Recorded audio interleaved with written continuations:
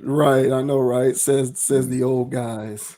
Hmm. All right, what's going on, everybody? We are back once again with another week in the books. Conscious approach. We are in the building. My name is JV Wins, joined as usual by my boy Dogon SS. Before we get started with this week's video, man, like I always start off, I want to encourage everybody to subscribe to the channel so that you can become a member of the logical content community. We certainly appreciate you supporting and being a part of the channel. So if you like getting a dose of logical content on a weekly basis, soon up the ante to be more than just once per week basis, hit that subscribe button, hit that like button, man, wherever you see this video. Hit that share button, man. Spread the word. Let everybody know what we got going on, man. We're building the community slowly but surely. We certainly appreciate everyone's support. And with that out of the way, we are going to go ahead and get into this week's commentary. I wanted to let this breathe for a week. So last week, obviously, there was a tragic incident in the hip hop world. 1/3 of the Migos Takeoff was tragically killed in what is being currently reported as an errant gunshot incident. That is what is being reported as of present. Whether any details come of that will change that prognosis, that's at least the way it's being reported currently, is that he was a victim of something accidental. Now, there's speculation as to whether that's actually the case, but that's what's being officially put on the record. Nevertheless, this happened a week ago today. So what was that? November the 1st. I thought about bringing this up for last week's video, but I was like, nah, because I ain't trying to get on here and just do the standard issue. Oh man, it sucks, tragedy, blah blah blah. I wanted to get some meat on the bone first, and we received some meat on the bone. So this gentleman that you see before you is a former record executive. His name is Robert Starbuck. Robert Starbuck, he's a former music label executive. He's no longer in the business, but upon seeing what happened with Takeoff, he posted this video, I believe, onto his Twitter. Of course, it got picked up everywhere else, but it was initially posted on his Twitter. It's about a 4-minute video in which he explains what's going on with the hip hop industry and what some things can be done to change what's going on in order to, in his opinion, tone down what's going on out here in these streets with these rappers getting gunned down. Obviously, if you follow this stuff, Takeoff ain't the first one. We had PNB Rock recently before him. We don't had guys like Nipsey Hussle going back a few years. XXX Tentacion, or however you pronounce that guy's name. You got Young Dolph. So you got a lot of these rappers just out here getting shot and killed over this music stuff. And so this guy right here, Robert Starbuck, went to his Twitter to talk about his experience and what actually goes on in the hip hop industry on the executive side that contributes to some of this stuff, and how your knowledge of this can help change things if you are willing to listen. So it's a 4.5 minute clip, but I do want to play the whole thing because he says a lot of good stuff in there, in my opinion. And so we might as well just let the whole thing ride out instead of trying to piece certain parts of it together. And then we'll talk about, or rather, we'll give our opinions on what he had to say afterwards. Of seeing the rapper from Migos died, I just wanted to go ahead and make a video about something I have a unique experience in. So I directed a bunch of rappers, people like Gucci Mane, Snoop Dogg, Lil Yachty, the list goes on and on. Okay. I learned a lot of things, and I have left the industry largely over my beliefs, but there is something I want to impart to people and hopefully, make some sort of change happen. So I have a challenge to rappers, and I know some of you still follow me. I know a bunch of celebrity blogs still follow me from trying to get news from music videos and things like that. So here's the truth. The truth is this: a bunch of young black male rappers keep dying. You know who's not dying? Record executives. The record executives that push for them to continue to make songs and create a culture that is obsessed with death, drugs, and sex. Period. The industry's obsessed with it. Those record executives, they're not dying because they don't push this culture on their own people. But they're encouraging you to push it on yours, and they're paying you handsomely to do it. The reality is, I know a lot of you. A lot of you are good people. You're family guys. You're not the image that you put out there to the world. Why? Why don't you be the example? Stand up. I challenge you. Be the example. Make music about the culture you want to see. Don't just get online today and talk about how, whenever a rapper makes it, his own people take him down. Don't just make those videos. Don't be sad. Don't rest in peace. None of that stuff. Be the change you want to see. Inspire it in your community. Reach out to other rappers and say, we have to stop. We're being used. You've been used for a long time. They create this paradigm to make you believe that you're so important and your celebrity status is worth so much, but in truth, you're a pawn in their game and you always have been. The government has wanted to hold down communities of people in different ways through different methods for a very long time. Their method in the Black community has been to use entertainment to create a culture obsessed with death, drugs, sex, and money, so that they could create a false paradigm of what happiness and what success really was. And in doing so, they created a world that also made people more dependent on government, and as a result, gave themselves more power. The record executives that push you to do this, to go and continue to profit off the backs of your work, they're in cahoots with the elite. They're in cahoots with the government. They want you to think you're important, but in truth, you're just doing their dirty work for them, so stop. They've empowered you in ways that are real. You have an audience. You have platforms. You have the ability to make change.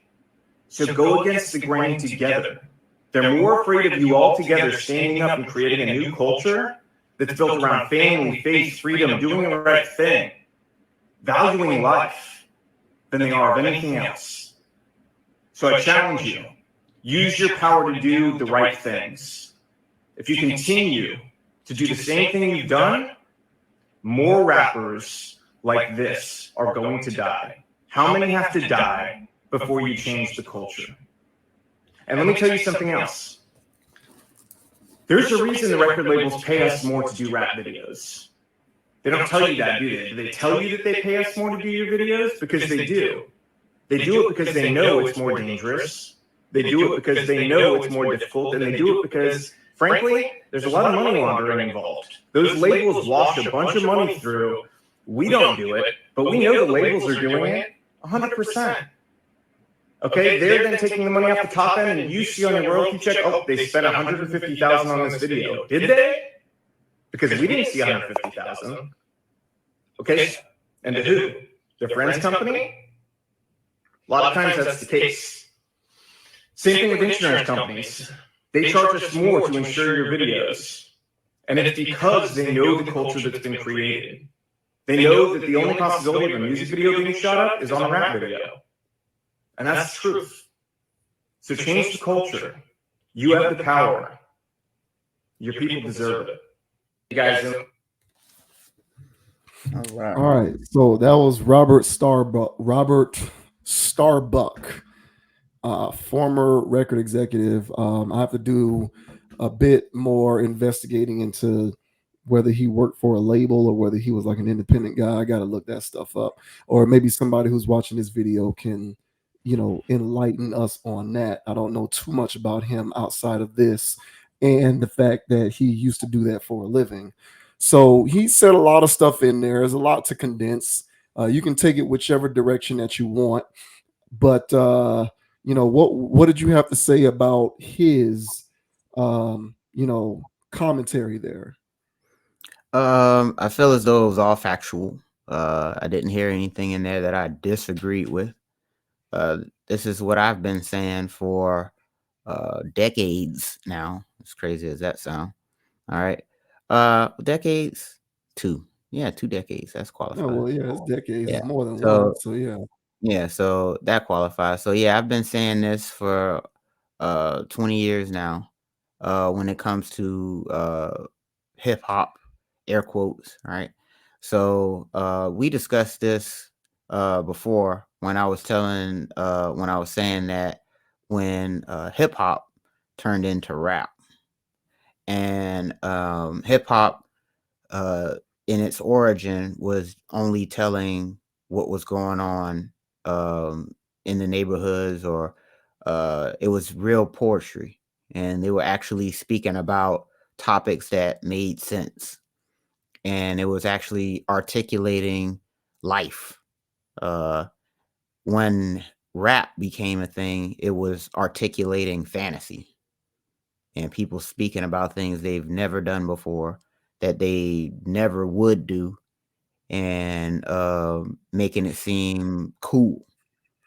And so when hip hop got co-opted by major record labels in the early 90s, they took it and they saw an opportunity there to do two things: A, make money, all right, and B, uh turn this genre into a self-destructive genre of music.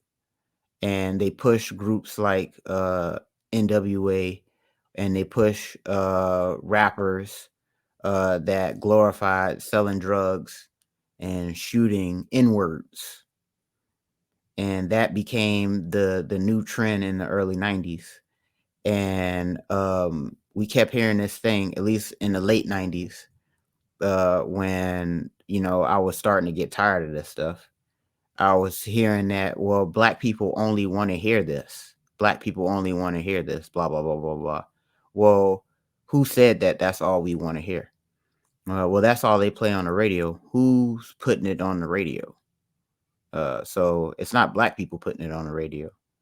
So it was a situation where these major corporations decided uh, to push this type of agenda.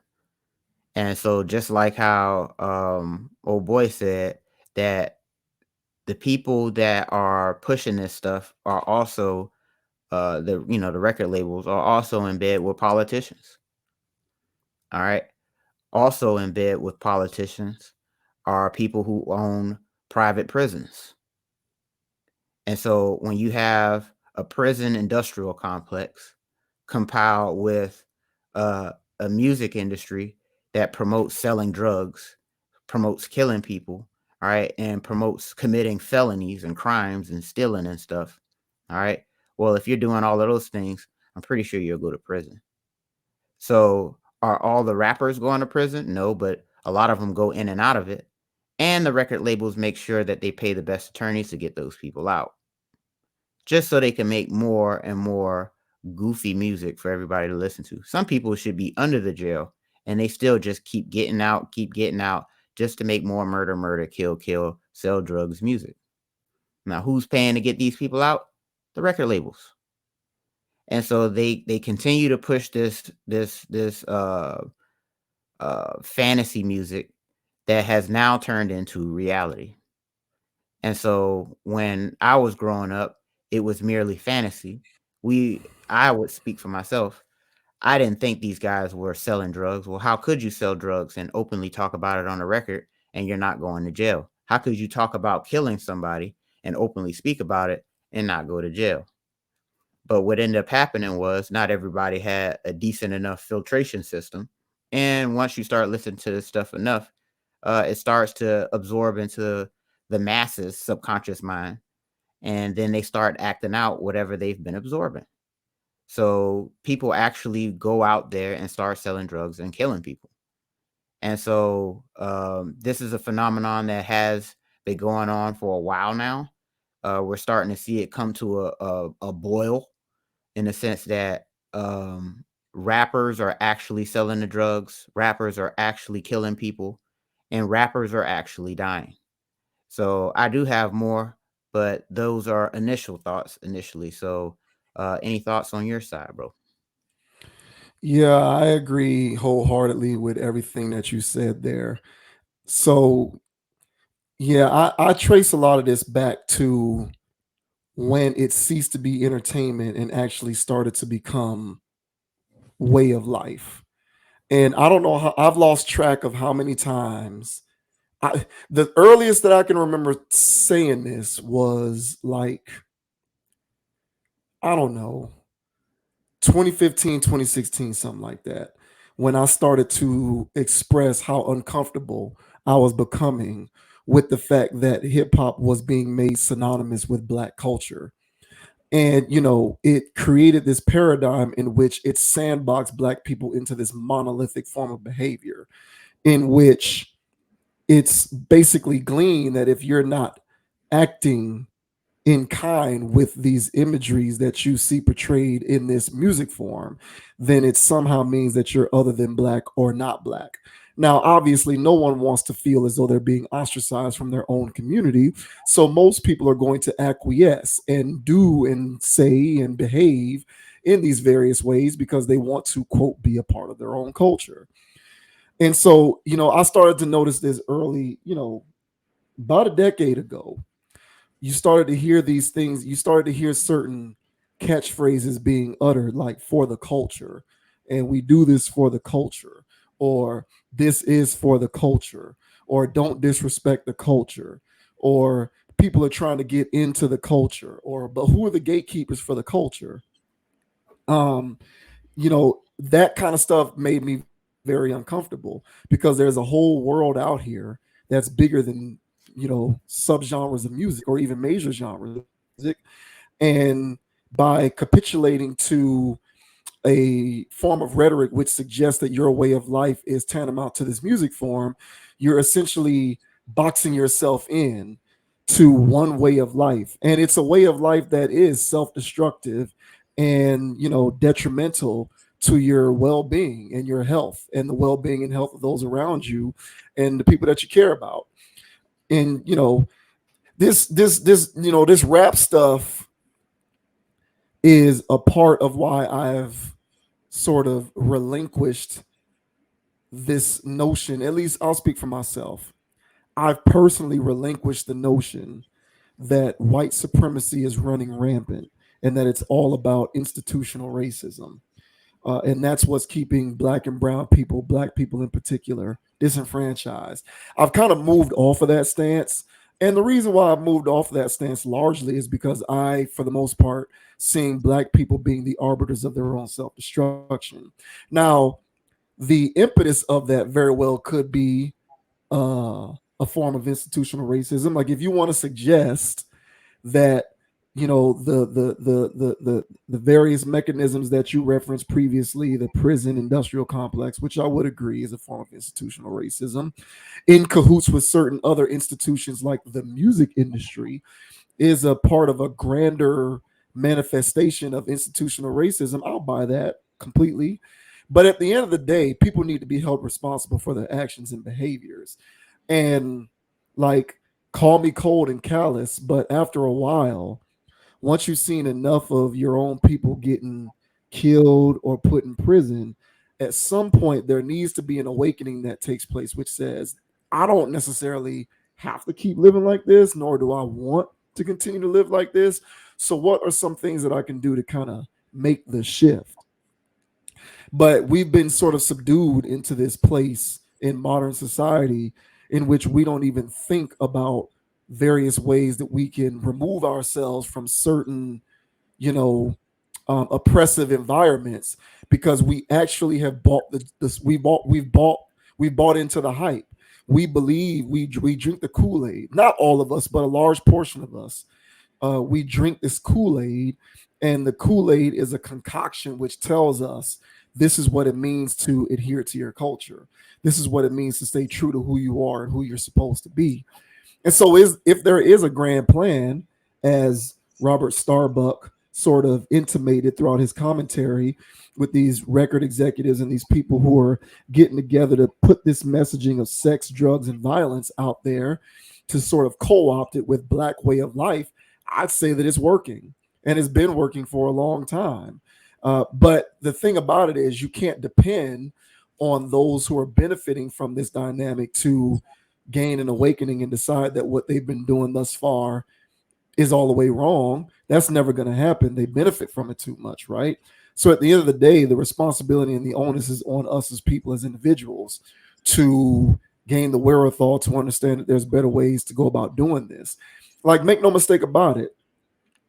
What happened to Takeoff, no different than what happens to the rest of these rappers who get shot and killed.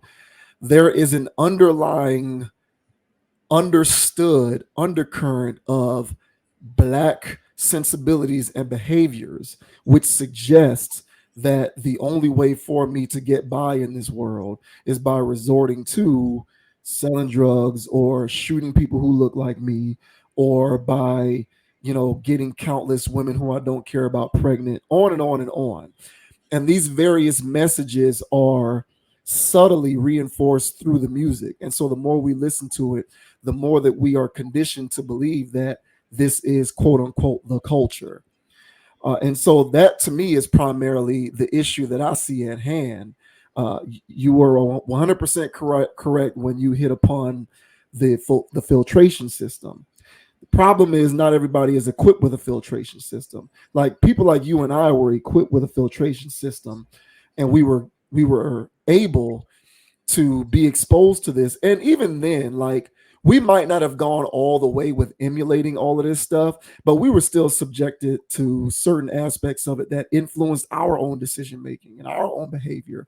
So if people like me and you, who came up in stable environments that lent themselves to us having a filtration system that allowed us to not sort of get so entrenched in this, we're still subjected to some of the questionable aspects of it. You can only imagine what people who are living in these environments, to whom this is their reality, they're not equipped with a filtration system. Of course, they're going to be out there in the streets running amok.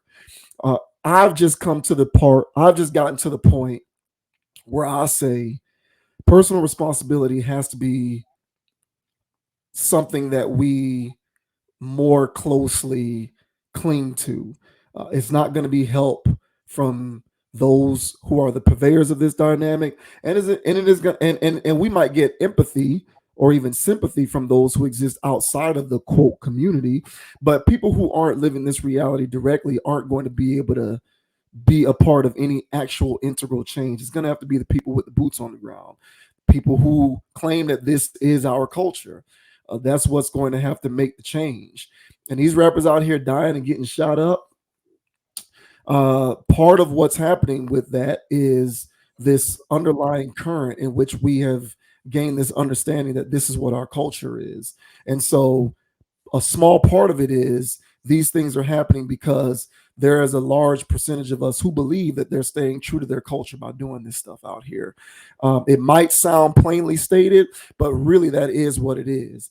It's no different than the way there are a lot of us who just accept prison sentences and jail time as a normal part of our reality. I said on a few videos ago, if I go to prison, I'm going to consider my life over. That would devastate me personally. I'm devastated. Would my life in effect be completely over, like practically? No, because I have a heart that's still beating, so I'm still out here living. But would I feel as though my life is over figuratively, metaphorically? I would. But you got a lot of guys out here. Well, not a lot of guys. You have a lot of us out here. Prison is just a bid. That's kind of how we see it. There's a desensitized aspect to it. We go in, we do our time, we come out, we go right back to doing the same thing. And if we get another bid, then we just do the time until we get out and take another stab at it. Same thing with the rest of these ills that sort of pertain mostly to us from a statistical standpoint. Single parenthood, low income, under education, all those dynamics. These are all dynamics that play themselves out in other communities, but it's uh, more greatly exacerbated in black and brown communities because of low socioeconomic situations and standings. So I think what happened to this kid was tragic. Obviously, you don't want to see people dying, but this is a small part of the overall culture of blackness that we have adopted, which says, this is kind of what it means to stay true to who we are and what we do. It's in our music and it's in our streaming shows, and it will continue to persist until, at the very least, we decide that this is entertainment, but not actually who we are. And we don't have to be a monolith and adhere to it all the way 100%. I hear you. And you said quite a bit there. I had a few things that I wanted to touch on.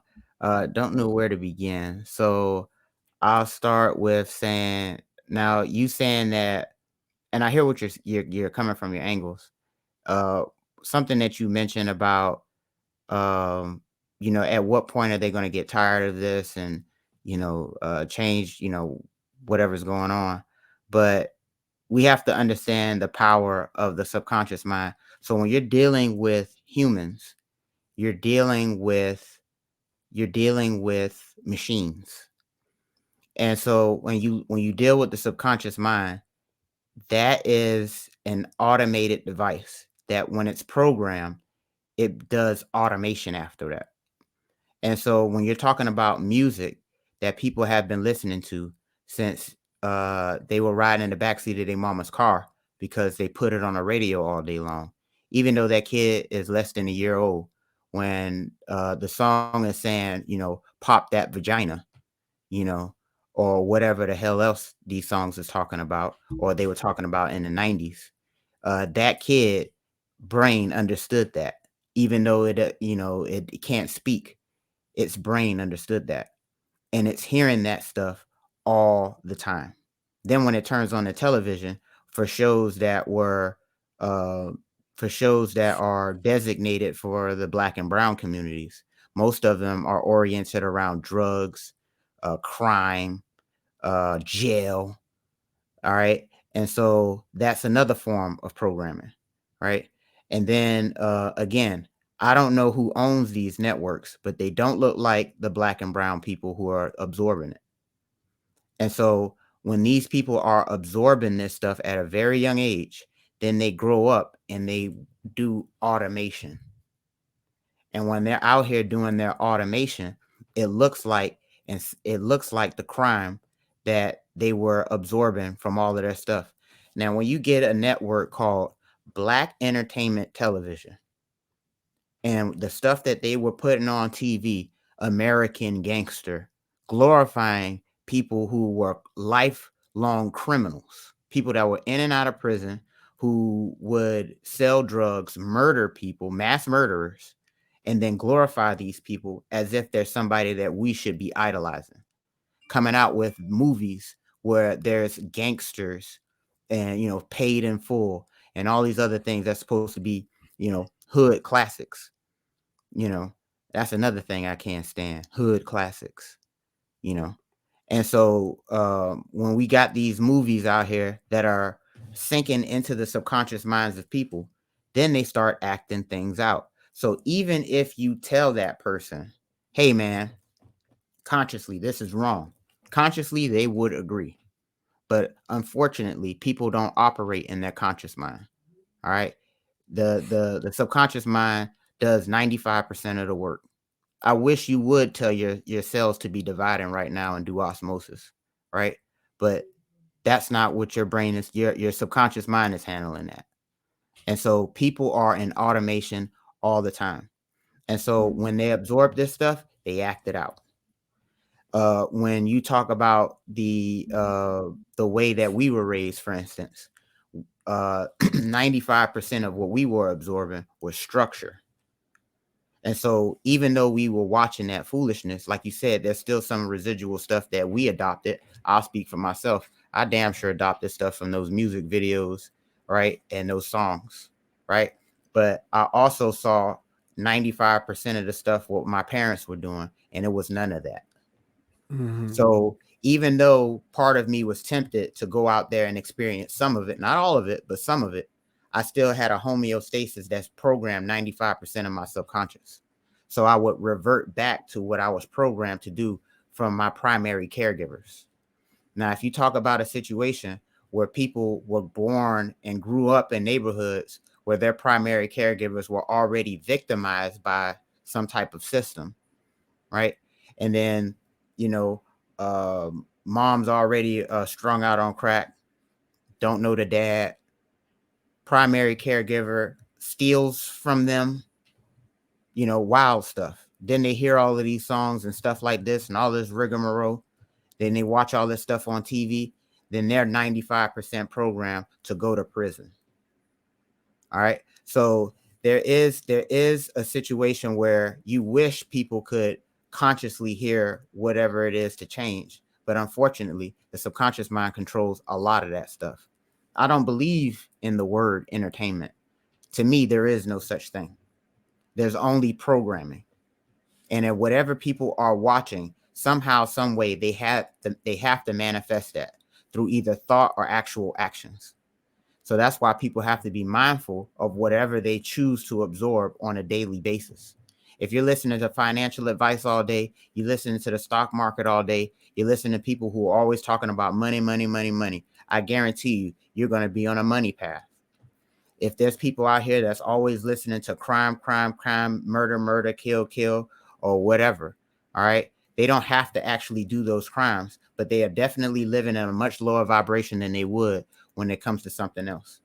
So there's people out here right now that are relatively broke compared to whatever they choose to be as a life goal. But for some reason, they can't seem to make enough money.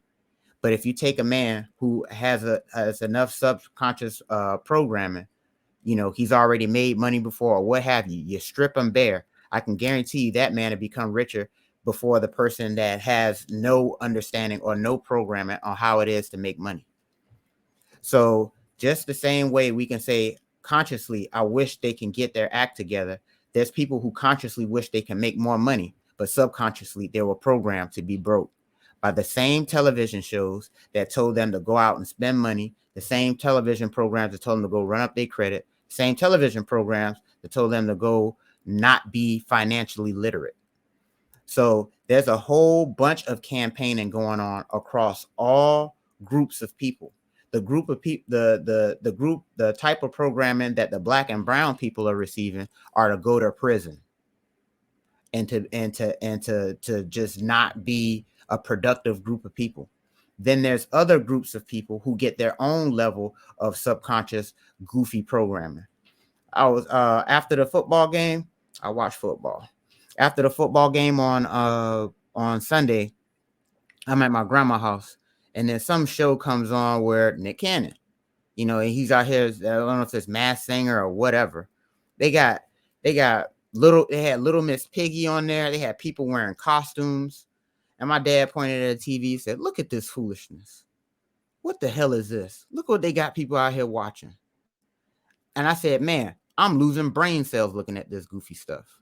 But yet and still, there's people that's not in the black and brown community that's sitting there losing brain cells and not growing or developing. So there's a large systemic thing that's going on in the entertainment industry that's used to program everybody, black, brown, or indifferent. And so they're making sure that people stay cattle and people stay slaves.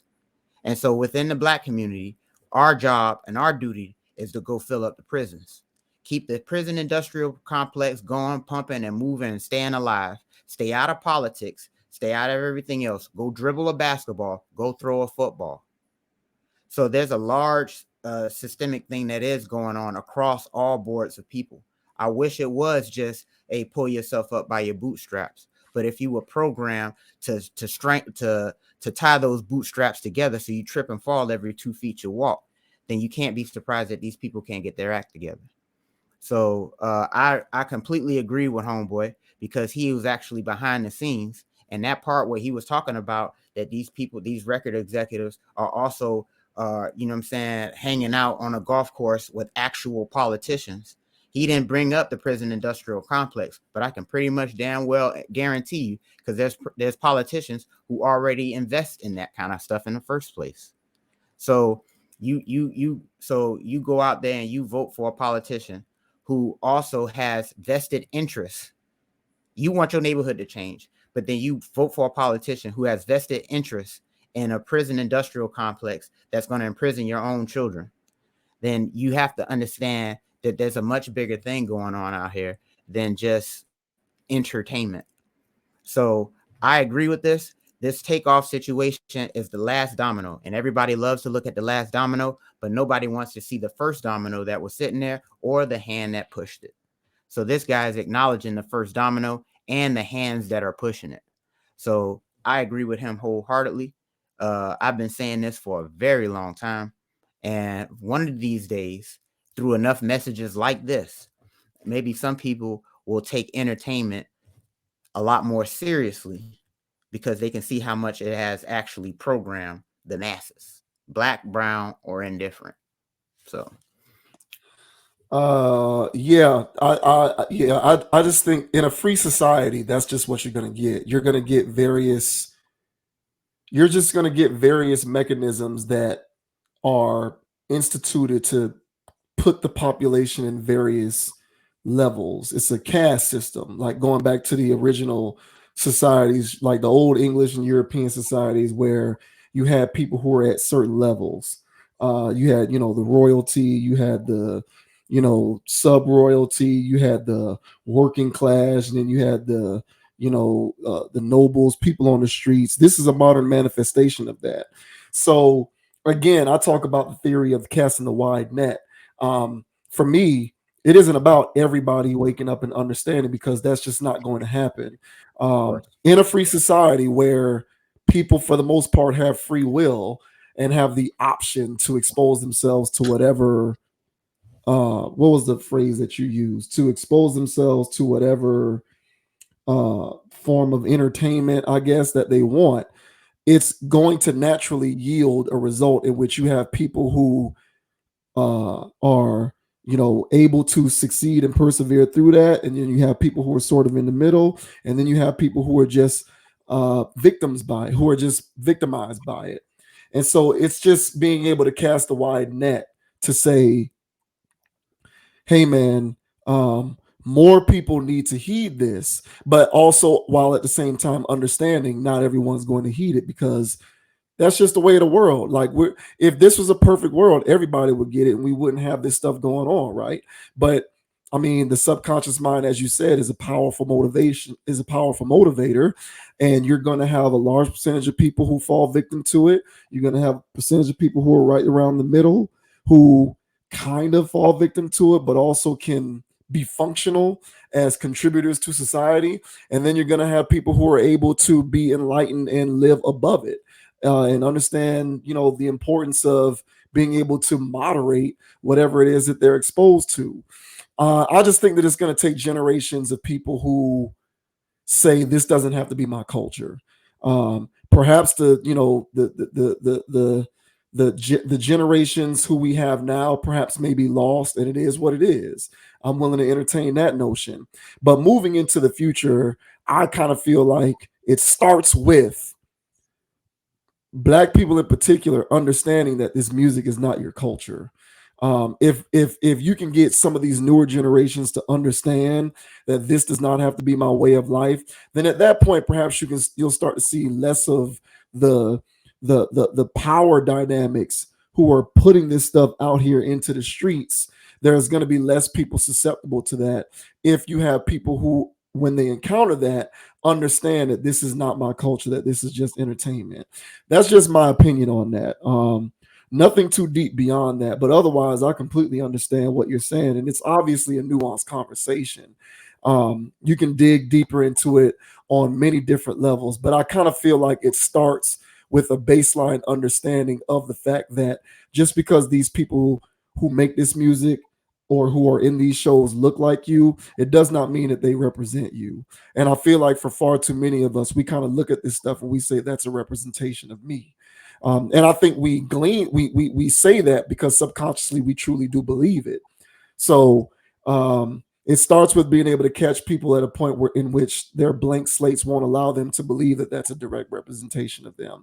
Easier said than done, for sure. I'm not saying that that's something that we can just flip a switch on and it happens overnight, but I refuse to believe that this music is my culture, and I take the opportunity to express that every chance I get.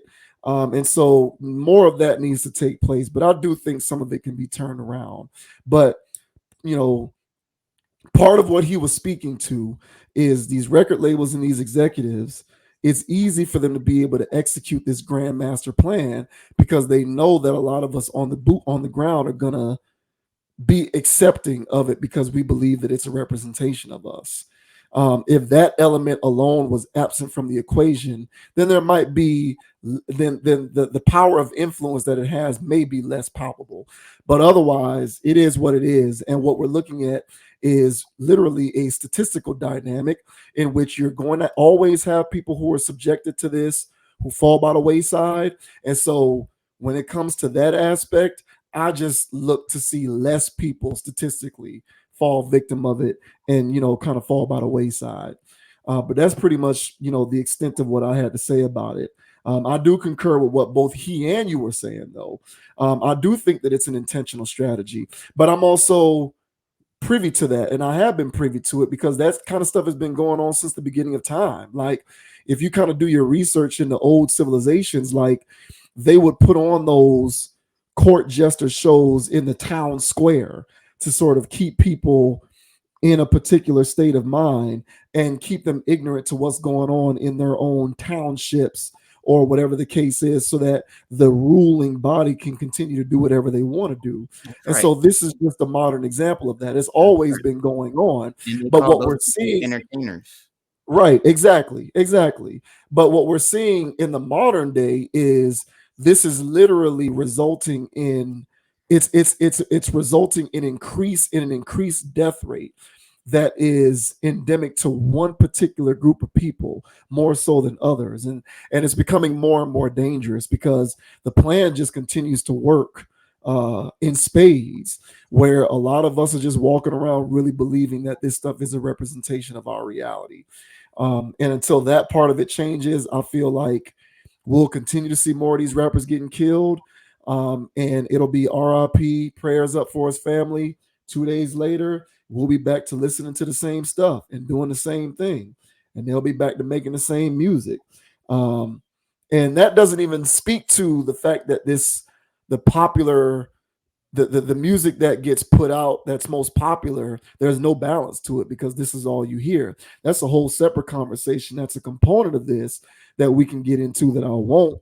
But be that as it may, I just think more of us need to kind of be more of us need to look at this stuff and say this is not a representation of me. It's just a form of entertainment. And other groups of people, like you said, are victims to their own version of that, where it's feeding them a particular type of programming that makes them say, I'm going to go do X, Y, and Z. But those things don't, result, in my opinion, in such detrimental ramifications for communities and neighborhoods and people and death and jail and prison more so than what it is that comes our way. And Not a fan of any of it, don't get me wrong, but I'm looking at what we get exposed to as our representation, and it's resulting in death more than other forms of suggestive programming. So um, I think more messages like that need to be heard. And I'm not trying to poo-poo music. And see, that's the delicate balance that we try to strike, right? Because I can sit here and believe this while at the same time still valuing some of the artistic merit inherent in the music. So it's very much a nuanced conversation. And I'm not trying to say that rap and hip hop needs to go away, far from it. But there does need to be a separation of church and state, if you will, that we pay attention to more, where we say, cool, entertainment, whatever, there's value inherent in it artistically, but this doesn't represent me. Or, quite frankly, for that matter, nor does it represent any of the people who I know or any of my people at large. I agree, and I'll just say this: I will say that all communities are under attack, and so I live in the Black community, so that's the one that resonates the most with me. Right, But right, there's all communities are under attack with different forms of mind control. And so I don't believe in entertainment. There is no let me entertain this and then go about my business. Whatever you entertain yourself with, you have now gotten that level of programming. All right. It depends on how long and how you're watching it or what have you. So if you watch something and you only digest, hey, you are what you eat, right? So if you just go around and you're eating nothing but starch and crap and garbage or whatever, then you ain't nothing but a walking pile of starch, garbage, or whatever, and then your body starts to break down. Then you try to figure out why.